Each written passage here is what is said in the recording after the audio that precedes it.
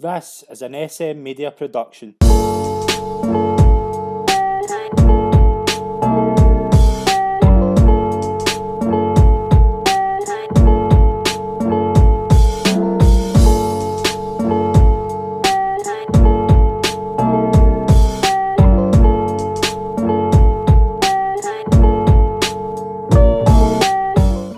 Hi everyone and welcome to the latest episode of Golf Talk right here on SM Media. I'm Scott McPike, delighted to be your host as always. Joined this week by Andy Fullen, the pro at Largs, and it's a pleasure to welcome you on the show as always. Thanks for coming on, mate. I know, anytime. Thanks for inviting me on. Brilliant. Looking forward to talking about the US Open. Brilliant. We are going to preview this week's US Open at Torrey Pines. It's going to be another exciting week of golf as we get the third major of the year. Torrey Pines, obviously the site of that famous win from Tiger Woods in 2008 where he beat Rocco Mediate in a playoff. And if it's your memories of that week, was one of the best. It was one of my favourite weeks in golf that week. It was unbelievable. I mean, the main, the kind of image that's kind of in everybody's mind when you think back to that is Tiger hobbling along with like one leg and still winning the tournament.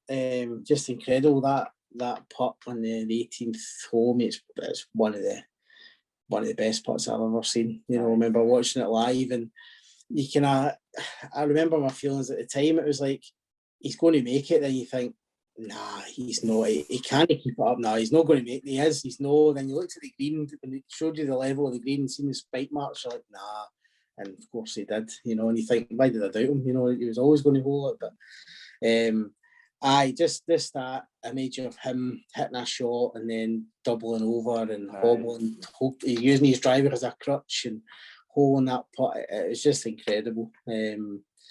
But again, his real defining moment in his career, because then after that it was no majors till his 2019 Masters. I mean, who'd have thought that at the time? I know. Incredible how it all kind of unravelled for him. But just a phenomenal display of sporting, mentality. Really, he just wasn't going to lose that, and it was incredible to watch. Yeah, it's one of the best memories I've got. I've been a golf fan. Was Tiger, as you say, Tiger using the Nike Sasquatch as a crutch. I'll never forget that. Just an amazing memory. But obviously, Tiger's not going to be here this year. But we have a lot to talk about. Obviously, Torrey Pines. What can we expect for this course? It's obviously every US Open course is a tough course. So what is it about this one that makes it a tough test? It's just brutal, really. It's 7,800 yards. It'll be tight fairways, firm greens. The greens are that Poana grass, I believe, which do tend to kind of rough up a little bit, as we were just discussing there with Tiger's putt back in 2008. Yeah. So it's just got all the elements of a tough US Open. I mean, it's only been there once before, in 2008, and Tiger tied Rocco Mediate and won under par, exactly the way the USGA want it. Yeah, and I can see it being very, very similar this time. They're playing it as a par 71. It's usually a par 72. The fifth hole is playing usually a par 5, playing it as a par 4. Again, just to people who maybe don't realise that golf, it's like one shot. What does that matter? Well, in relation to par, it's absolutely massive, So it's I expect a real kind of tough test, but that's what it's all about. US Open champions, it's renowned as being the toughest tournament to win. Their qualifying process is pretty brutal, and just being there is a real achievement for a lot of players. So I just expect a real tough week. Yeah, definitely. This is one of the kind of unique courses that have a tournament in the PGA Tour every year anyway. Farmers Insurance Open's held at Torrey Pines. We've seen the likes of Jon Rahm win this. Obviously, Patrick Reed won it really well in January. Does that have an advantage to some of the players, the fact that they've already played this course this year? It probably does. I mean, it is pretty familiar to players, obviously, because they do come every year. But bit similar to kind of Pebble Beach in some respects. They have the Pro-Am, and then every so often they hold a major. Slight difference with the Farmers, they play over the two courses, the North Course and the South Course. South Course is getting used this week, which is a much tougher course. It'll be set up quite a bit different. It's a different time of the year, but players will get good. It's like anything. It's any sport. If you get good memories of somewhere, regardless what sport it is, then that can always inspire you sometimes. So, I think certainly if players who have performed well there, I mean, Tiger's a perfect example. He always played well with Torrey Pines, even as an amateur. So, held him in good state as well. Mickelson's the same. He's had a good record at Torrey Pines. So, it'll certainly help the ones who played well round there, I think, but it'll certainly be a different golf course to the one in January, I think it was, or February, when they played the Farmers. Mm-hmm. We'll look at the field. We'll look at the betting for this week's US Open. Jon Rahm leads the market 9-1. Brooks Koepka, Bryson DeChambeau, Dustin Johnson are second at 14s. Rory McIlroy, Xander Schauffele 16-1. Morikawa and Jordan Spieth at 18s. Justin Thomas 20-1. Cantley, Finau, Hovland 22s. 25 Patrick Reed, 30-1 Bar. We'll start with the defending champion Bryson DeChambeau. How does he look coming into this? His form hasn't been brilliant at Torrey Pines, but he has been there, and he has been kind of doing well this year. He has. I think it's all relative. It's like he's not a 20th place finish for him now is looked upon as a pretty average, almost poor week. When in all reality, 90% of the field would probably take that. So it shows how his floor has moved. Just literally because of his power. I mean, he would have to do something pretty spectacular to miss a cut in a regular tour event, because he just hits it so far. He's already said this week it's going to be bomb and gouge, as they like to say. Mm-hmm. So he's openly admitting that. So I think the rough's a bit juicier, according to what McIlroy said, compared to Wingfoot, where Bryson won last year. So might have the green complexes are a bit different as well. I think at Wingfoot you could run a lot of shots up, because I don't think you can as well here. So it'll be a slightly different test for him, but he's just I can see him being there or thereabouts. It's just it puts a lot of pressure on every part of your game, the US Open, and whether or not or he really needs to putt as well as he did last year to have a chance, But I wouldn't surprise me if he was there or thereabouts. Jon Rahm leads the betting at 9-1. We can both agree he's been the form player this year. He looked amazing. His performance at the Memorial, obviously we know what happened with the COVID test and things like that, but he was playing some amazing golf up until that third round. Mm-hmm. Is this his best chance to win a major? Do you understand why he's favourite as well? Yeah, I think just form. He's got a great record round there in the Farmers event. He's won it once, second, tied fifth, tied sixth. I think his worst finish is about 29th or something in all his time there. So he's a form player. He's got the only thing that for me around there is temp. Has he got the temperament to win a US Open? He's pretty fiery. He's pretty. He can get upset a bit easy.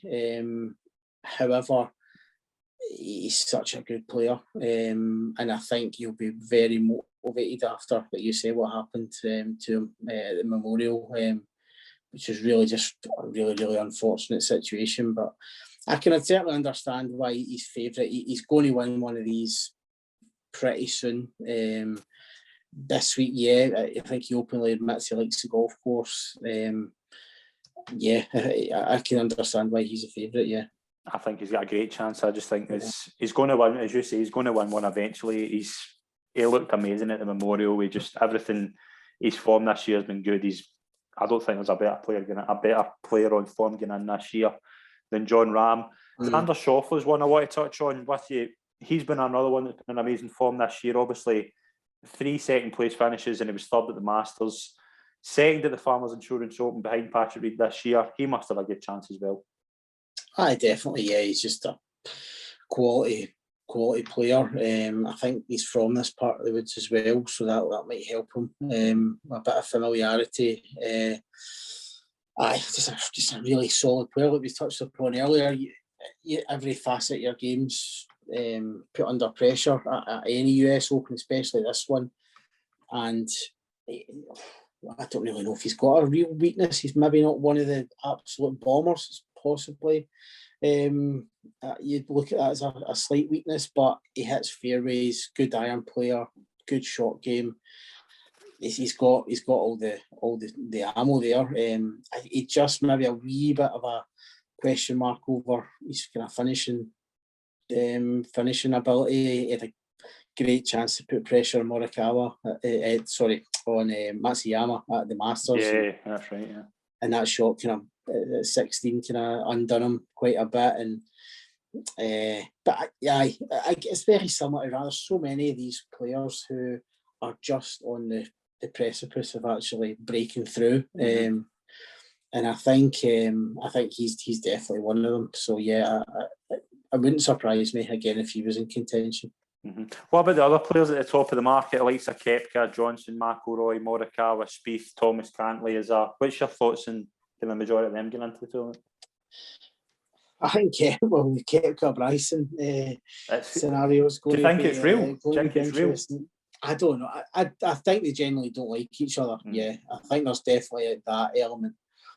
But whether the incentive of $40 million in this player impact program the PGA Tour are doing for social media interactions and all, whether that's had a wee effect on it, I don't know. But I do know, I think it has. But I think it's quite good.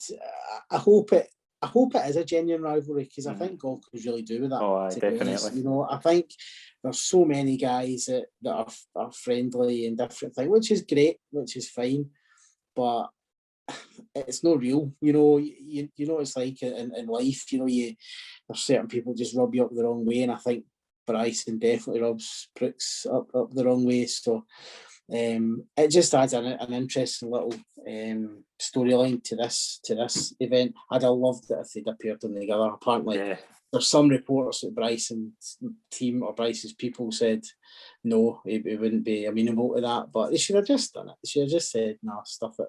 You're playing together." That'd have been great.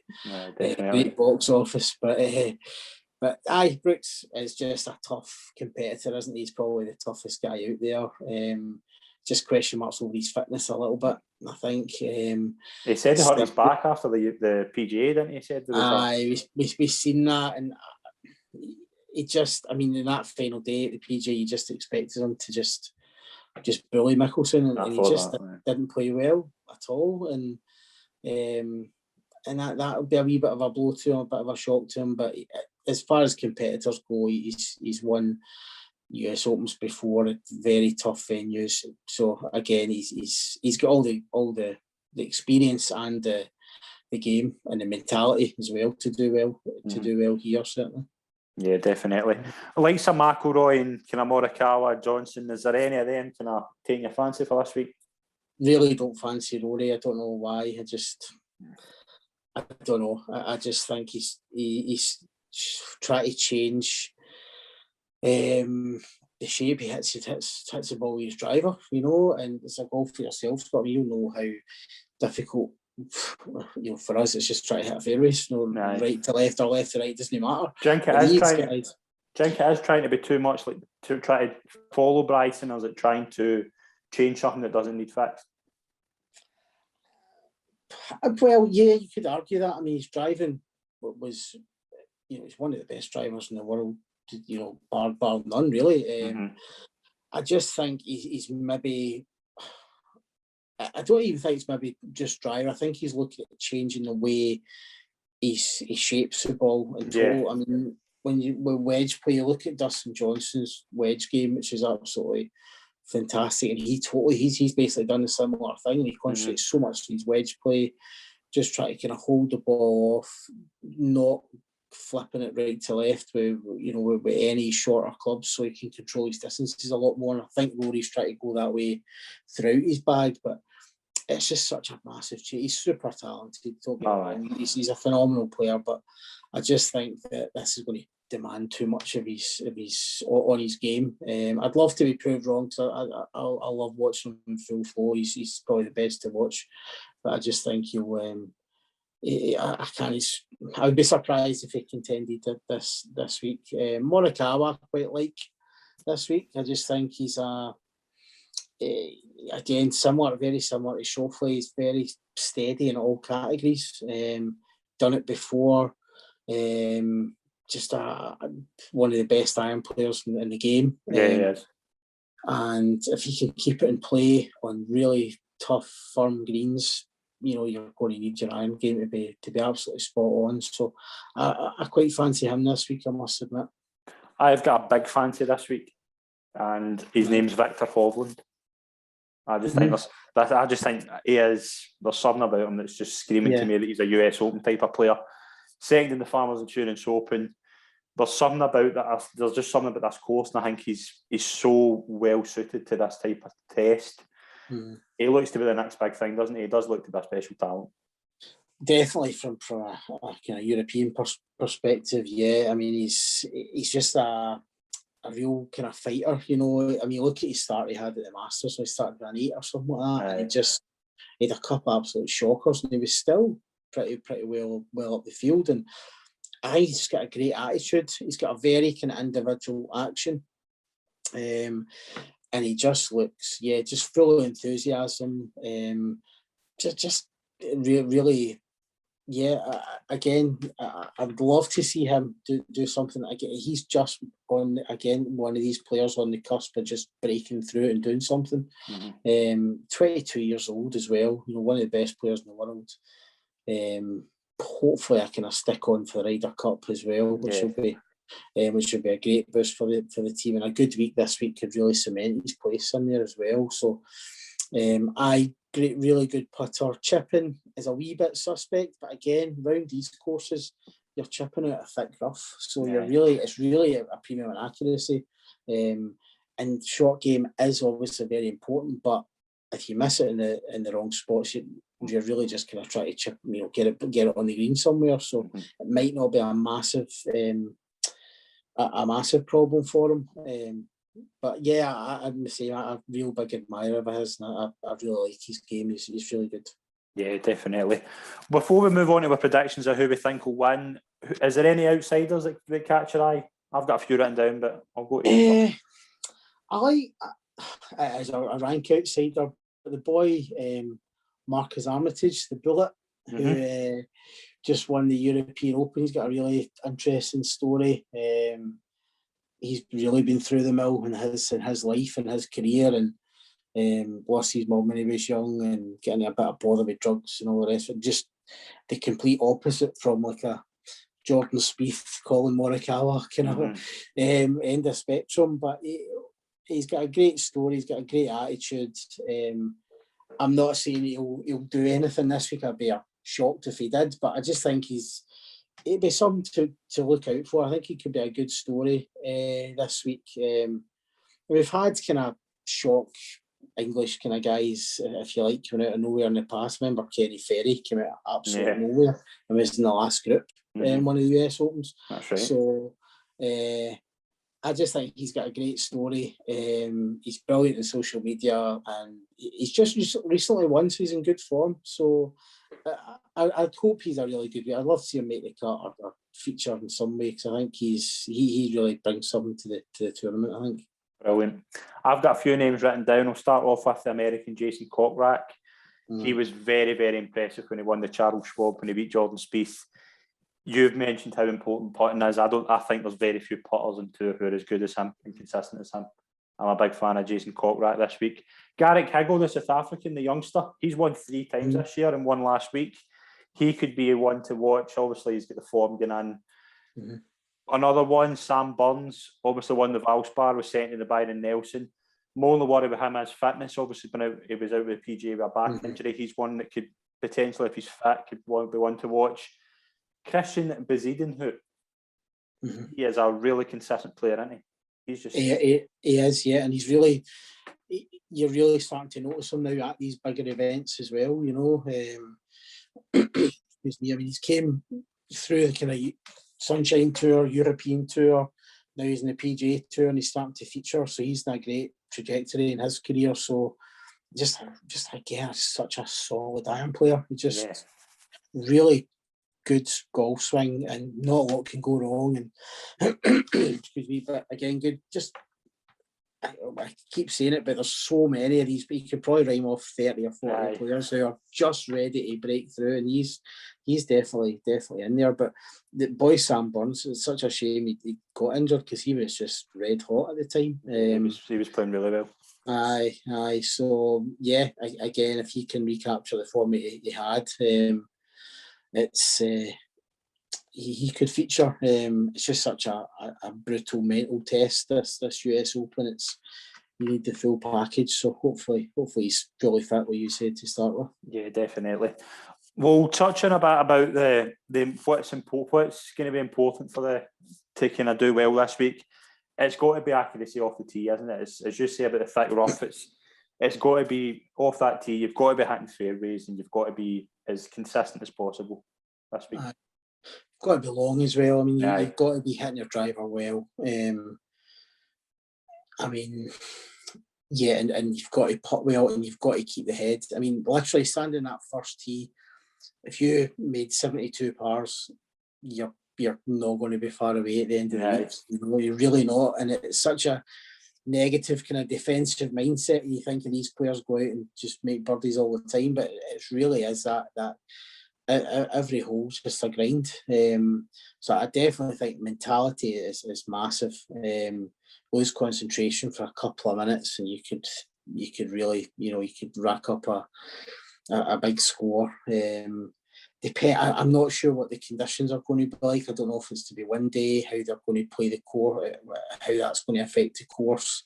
If you let the course go, if there's no wind, it's going to be pretty hot. If you let the course go, we've seen it before. There's just been carnage in some US Opens, so it really kind of depends on that as well. But accuracy off the tee, the greens are going to be rock solid. I think, especially going into the weekend, you need to be a really good ball striker, really good iron player, and obviously for any tournament you need hole putts. So I think probably the main two for me would be keeping it in play and your mentality. You just need to really just screw the nut and just grind it out. Accept you're going to make bogeys. Try and keep doubles off your card. Because these guys are so good that they'll take care of some of the par fives. So they will make birdies, but it's keeping those big numbers off your card and accepting that 74, 75 might be a reasonable score. Yeah, definitely.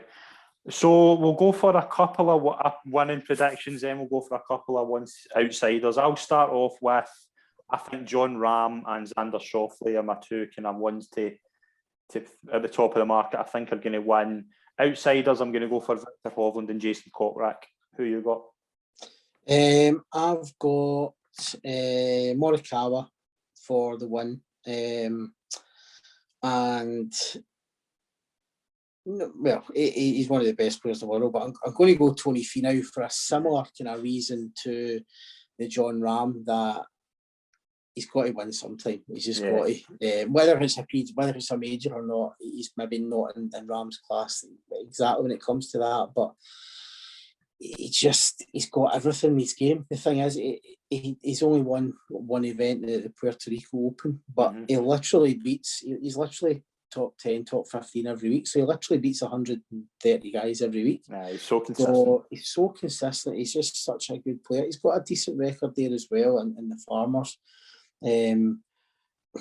He's a stick on. I think some bookies are paying top 11, so he's a stick on for that. But you may not get a lot of money back, but he's pretty much always there or thereabouts. And that's a joke when he's in contention to win. People say, well, he's that's a comfortable top 10 finish coming up there for Tony. But I like his chance. I like his game as well. He's very talented. Kind of outsiders, not rank outsiders, but I like Max Homa. From California. He's won at Riviera, which is the same type of greens as Torrey. And I don't know much about agronomy, I must admit, but I think that's quite a big factor. Is how these guys can put on certain types of grasses, and he's certainly kind of grew up on these types of greens, won at Riviera as well on that type of greens. He's just grown into a really good player. And then my kind of British kind of pick, Matt Wallace, just because he's a very good ball striker. I think he can run a little bit hot at times, but I think he's really working on that. And again, I just think he's trending in the right direction. So I wouldn't be surprised to see him have a decent week. So that would be my 4 picks. Definitely. It's going to be a brilliant week. We're all looking forward to the US Open kicking off. It's going to be another sporting event we're going to look forward to this week. So it's definitely one to watch.